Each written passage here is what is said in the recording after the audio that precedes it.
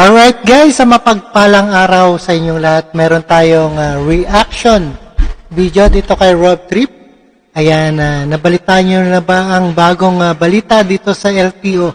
Seller at buyer ng segunda manong sasakyan kailangan na mag-report sa LTO. At ito ay ayon sa bagong kautusan ng LTO o Land Transportation Office.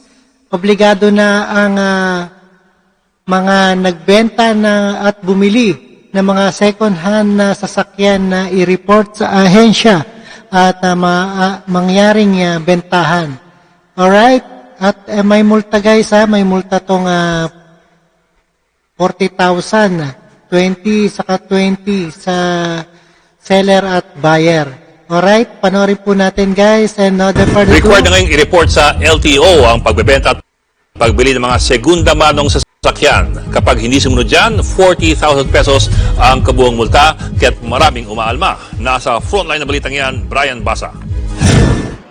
Second-hand ba ang sasakyan o motor ninyo? Nakapangalan na ba ito sa inyo o nasa unang may-ari pa rin ito?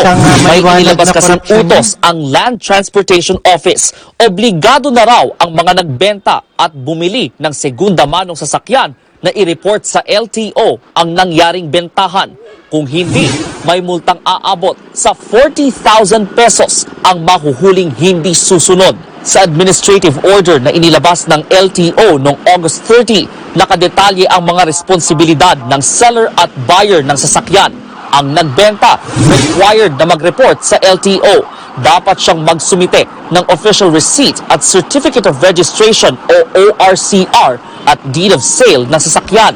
Dapat ding magpakita ang seller at ang buyer ng kanilang ID. May 5 araw na palugit para kumpletuhin ang requirement na yan pagkatapos ng bentahan. Habang ang buyer, merong 20 working days para maipalipat ang pangalan ng may-ari ng sasakyan. Tig 20,000 pesos ang multa kung hindi nila nagawa ang mga naturang requirement.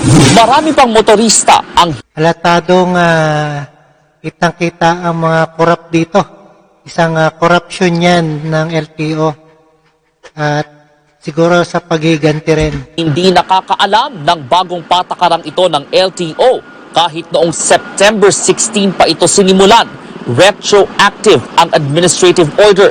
Ibig sabihin, sakop nito ang mga nagbenta at bumili ng second-hand na sasakyan bago pa man inilabas ang utos. Grabe naman yun, bumulta ka nang wala sa ayos.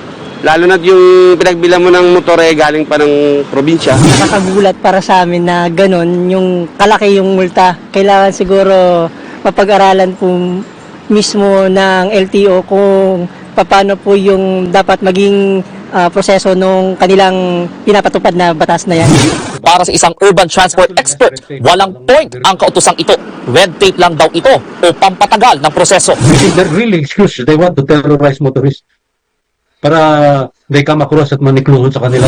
Paglilinaw naman ng LTO, legal ang batayan ng administrative order. Katunayan, alinsunod ito di umano sa Motorcycle Crime Prevention Act. Under our law, in case of accident po, ang liable po dyan is the registered owner. Malaking abala na po yan para po sa mga nagbenta ng sasakyan. Pag-aaralan naman daw ng LTO ang Dapat yung bumili ng motorcycle, sila magpangalan na change ownership.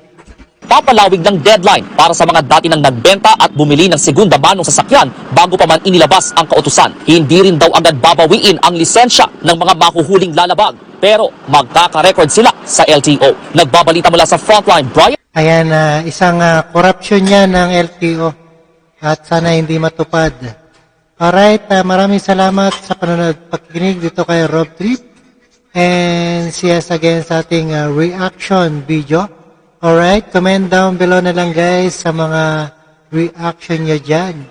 Anong masasabi nyo dito sa seller at buyer ng second hand na sasakyan? Kailangan na i-report sa LTO at may kaukulang parusa. Alam ko meron na ito na dapat sundan. Alright, maraming salamat sa inyong lahat and peace out.